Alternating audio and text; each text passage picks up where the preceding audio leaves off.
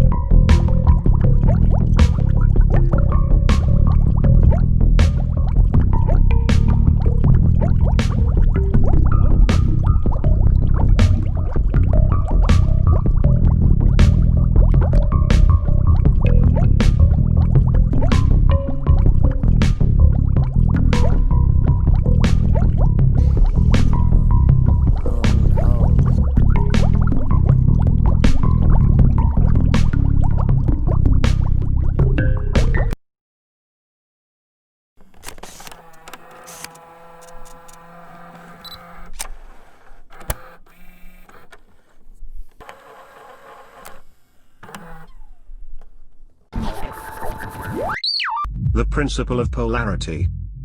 Everything is dual. Everything has poles.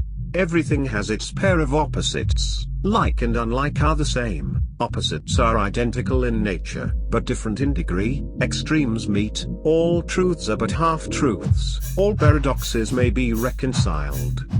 The Kybalion. To illustrate, heat and cold, although opposites, are really the same thing, the differences consisting merely of degrees of the same thing.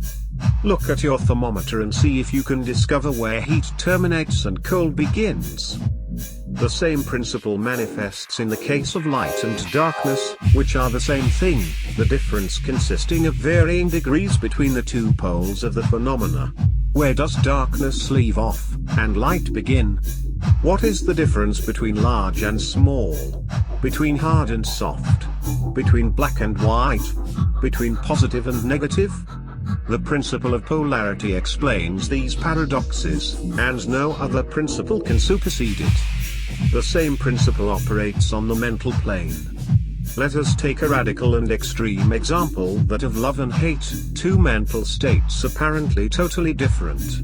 And yet there are degrees of hate and degrees of love, and a middle point in which we use the terms like or dislike, which shade into each other so gradually that sometimes we are at a loss to know whether we like or dislike or neither.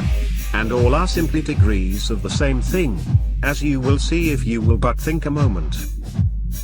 Good and evil are but the poles of the same thing, and the Hermetist understands the art of transmuting evil into good, by means of an application of the principle of polarity. In short, the art of polarization becomes a phase of mental alchemy known and practiced by the ancient and modern Hermetic masters. An understanding of the principle will enable one to change his own polarity, as well as that of others, if he will devote the time and study necessary to master the art.